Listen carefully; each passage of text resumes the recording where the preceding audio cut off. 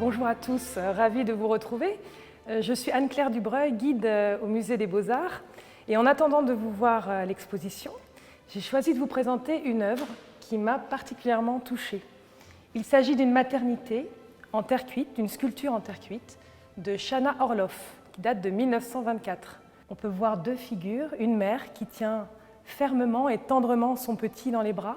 Les lignes sont courbes, le style est dépouillé et on peut remarquer quelques détails décoratifs qui sont tout à fait particuliers. Les yeux ressemblent à des pastilles, l'arête du nez est soulignée, les mains sont très délicates, le bébé a son corps bien potelé, il est lové contre sa maman et au niveau de la coiffure, ici, autour de l'oreille et sur la nuque, une natte qui est un peu dans la mode slave. La maternité, c'est bien sûr un sujet universel et souvent un sujet de prédilection pour les femmes artistes. Et pour Shana Orloff, quand on regarde tout au long de sa carrière, elle a réalisé 24 maternités. Donc c'est vraiment un thème central. En 1924, lorsqu'elle réalise cette sculpture, elle a 36 ans et elle est maman, elle est mère depuis 1918 d'un petit garçon nommé Eli. Et ce petit garçon, eh bien, on peut le voir en photo dans l'atelier, dans les bras de sa maman, et on remarque qu'il a une coupe au bol. Et quand on regarde bien le bébé, ici on voit nettement cette ligne, cette coupe tout à fait particulière. Donc cette maternité, en fait, c'est aussi une sorte d'autoportrait. Elle se raconte. Shana raconte aussi son combat pour élever seule son petit. Car en effet, en 1918, son époux, Harry Justman, qui est un poète, part aider la Croix-Rouge américaine pendant la guerre et il va attraper la grippe espagnole.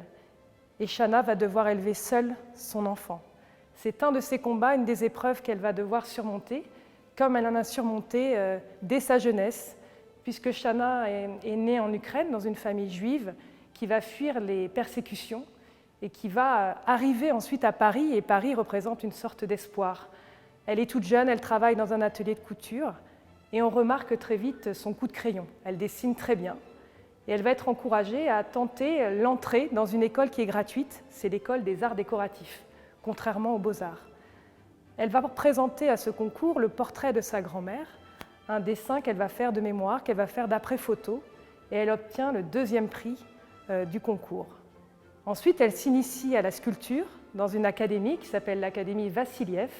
Elle se retrouve dans le quartier de Montparnasse et elle va côtoyer toute la bohème de l'époque, tous les artistes qui sont des expatriés pour la plupart, parmi eux Modigliani, Picasso, Apollinaire.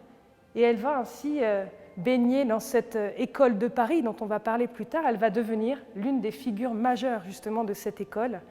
Et elle va, une année après donc, cette sculpture, en 1925, elle est reconnue et elle va obtenir la nationalité française ainsi que la Légion d'honneur.